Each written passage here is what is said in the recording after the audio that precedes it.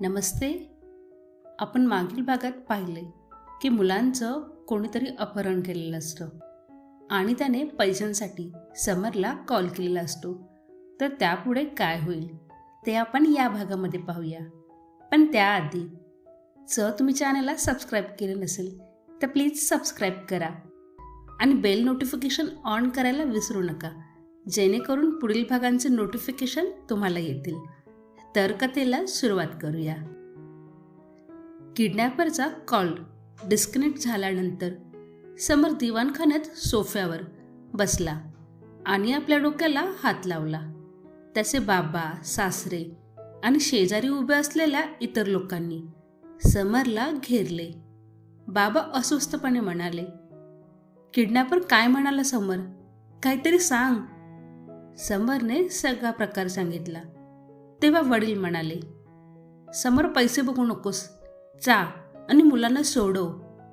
तेव्हा कविताचे वडील म्हणाले, पण दादा, हे लोक इतके साधे नाही आहेत की तुम्ही पैसे दिले आणि त्यांनी मुलांना तुमच्या स्वाधीन केलं. मला वाटतं की तुम्ही पोलिसांना कळवावे. त्यांच्या मदतीनेच तुम्ही त्यांच्याकडे जायला पाहिजे. हे ऐकून समरचे वडील संतापले आणि म्हणाले, काय बोलताय तुम्ही? आम्ही पोलिसांना कळवलं, अशी बातमी त्या किडनॅपरला समजली तर तो मुलांचं काही बरं वाईट करू शकतो. नाही बाबा, पोलिसांना माहिती देणं योग्य ठरेल.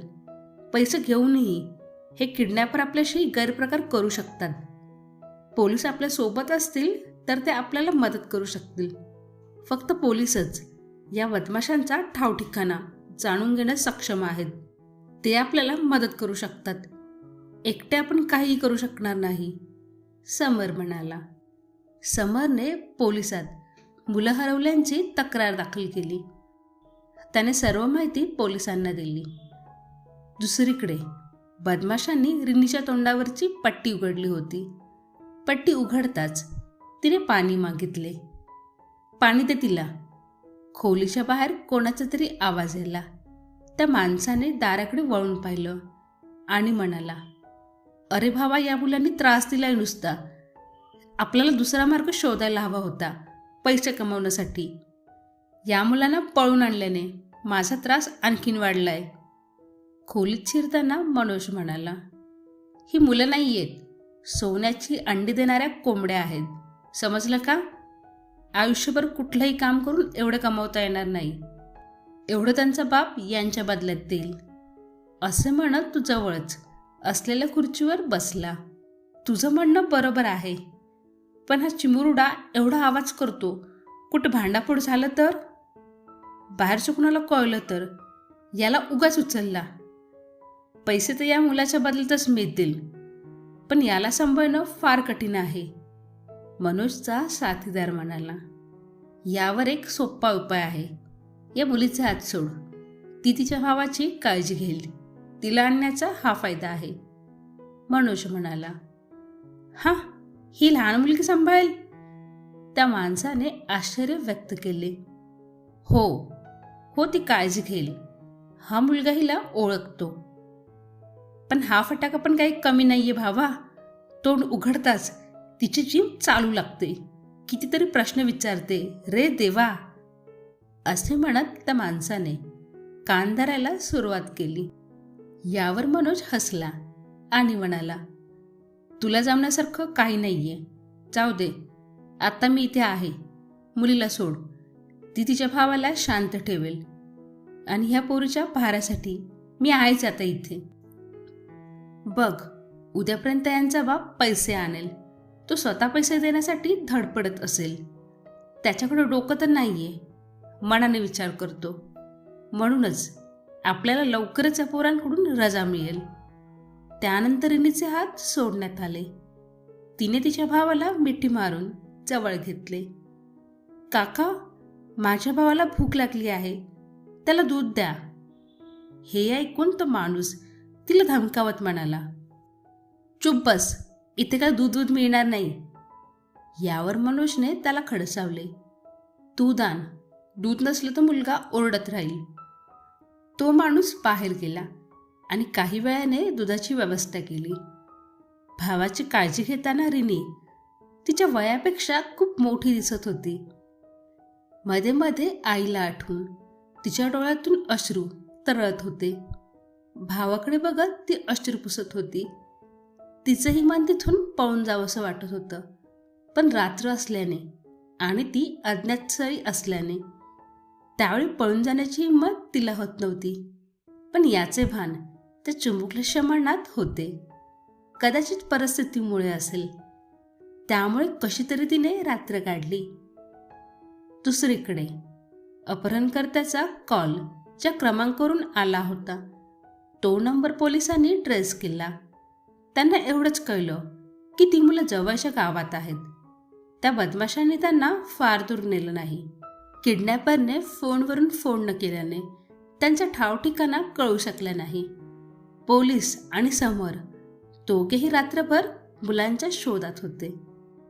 मनोज आणि त्याचा साथीदारही रात्रभर जागे राहिले. पण सकाळ झाली तेव्हा दोघेही झोपी गेले.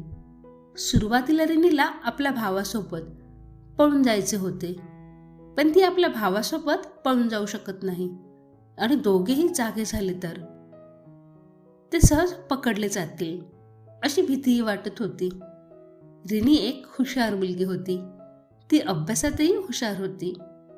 मागच्या वर्षीच तिच्या मामाने तिला जवळच्या एका मोठ्या शाळेत प्रवेश मिळवून दिला होता. ती तिथे बसने जायची. आजच्या मुलांप्रमाणे रिनीलाही मोबाईल फोन कसा वापरायचा हे माहीत होतं. तिने मनोजजवळ ठेवलेला मोबाईल पाहिलेला. तिने हळूच त्याचा मोबाईल घेतला आणि कविताचा नंबर डायल केला. रिनीला तिच्या आईचा नंबर आठवत होता, कारण ती तिला रोज फोन करायची. फोन वाजला. फोन समोर जवळ होता. रिनी हळूच म्हणाली, हॅलो मम्मा. समर तिथून म्हणाला, हॅलो, मी रिनी. रिनीचा आवाज ऐकून समर अचानक सावध झाला आणि जोरात बोलू लागला, हो रिनी बाळा, बोल बोल, कुठे आहेस बाळा? माहीत नाही मला, तुम्ही आम्हाला वाचवा, असं म्हणत ती रडायला लागली. मग मनोजच्या हलक्याशा हालचालीमुळे ती घाबरली आणि तिने फोन कट केला आणि गुपचूप मोबाईल जिथून उचलला होता तिथे नेऊन ठेवला. भीतीने ती शांतपणे जाऊन तिच्या भावाजवळ बसली, जो अजूनही झोपला होता. समरने रिनीच्या फोनची माहिती पोलिसांना दिली. पोलिसांनी कॉल डिटेलनुसार लोकेशन शोधण्यास सुरुवात केली. काही वेळातच नेमके ठिकाण उघड झाले. घरातील सगळ्यांना जेव्हा हे कळले तेव्हा आशा निर्माण झाली आणि सर्वांच्या चेहऱ्यावर थोडी चमक आली. समरने पोलिसांच्या सोबत येण्याची इच्छा व्यक्त केली. रिनीच्या मामाच्या मित्राने समरला त्यांच्या जीपमध्ये बसायला सांगितले. समर पण लगेच तयार झाला. समर, रिनीचा मामा आणि त्यांचा मित्र जीपमध्ये चढले आणि पोलीस त्यांच्या जीपमध्ये बसून मुलांना वाचवण्यासाठी निघाले. दुसरीकडे मनोजने आपल्या जोडीदाराला मुलांसाठी नाश्ता तयार करण्याचा आदेश दिला आणि स्वतः समरला खंडणीसाठी कॉल करायला दुसऱ्या सिम कार्डची व्यवस्था करायला दिला. इथे रिनीही काही कमी नव्हती. ती मनोजच्या मित्राला तिच्या बोलण्याने त्रास देत होती, त्यामुळे तो खूप अस्वस्थ होऊ लागला. त्याने चिडून नाश्ता बनवला आणि तिच्या समोर धरला. चिमुरडे, हे घे, ही भाजी चपाती खा आणि तुझ्या भावालाही खायला दे आणि दोघं पण तोंड बंद करून बसा. तोंड बंद, काही बोललात तर, असं म्हणत त्याने तिला कानाखाली मारण्याचा इशारा केला. रिनीने एक घास खाल्ल्यावर तोंड करत म्हणाली, ए ई, इतकं फिकं, बिन तिखटाचं, मी तर नाही खाणार. जे काही आहे ते गप्पपणे खाऊन घे. तुझी खातिरदारी करायला आणलं नाही आम्ही तुला. यात थोडं तिखट टाका ना. हे ऐकून तो माणूस आश्चर्याने म्हणाला, एवढीशी नाहीयेस आणि तिखट खाणार? वाह, जा आणि स्वतः घेऊन ये. तिथे का पुढे ठेवलंय. हा मनोज तिकडे फिरतोय आणि मला इकडे अडकून ठेवलंय. रिनी बिचारी तोंड करून तिखट घेऊन आली आणि भाजीत घालू लागली. मग अचानक ते पॅकेट हातात धरून उठली आणि पटकन त्या माणसाकडे पॅकेट करून फुंकर मारली. अचानक झालेल्या या हल्ल्याने तो माणूस कळवळू लागला आणि त्याला रिनीवर हल्ला करायचा होता, पण त्याच्या डोळ्यात जळजळ झाल्यामुळे तो करू शकला नाही. मग रिनीनेही जवळ पडलेला सगळा मसाला तोंडाला चोळला. आपल्या भावाला उचलून कडेवर घेतलं, एका हाताने त्याला धरले आणि वेगाने पळून गेली. त्या व्यक्तीला काहीच दिसत नव्हते, पण ती पळत असल्याचे जाणून त्याने पाठलाग करण्याचा प्रयत्न केला आणि भिंतीला धडकून तो जखमी झाला. रिनीजी तिथून सर्व शक्तीनिशी पळत सुटली. धावत धावत ती काही अंतरावर आली होती. ती किडनॅपरच्या अड्ड्यापासून दूर रस्त्याच्या दिशेने आली होती, पण तोपर्यंत त्या व्यक्तीने मनोजला माहिती दिली होती. तर मित्रांनो, उर्वरित कथा ही पुढील भागामध्ये येईल. तर हा भाग तुम्हाला कसा वाटला हे कमेंटमधून जरूर सांगा.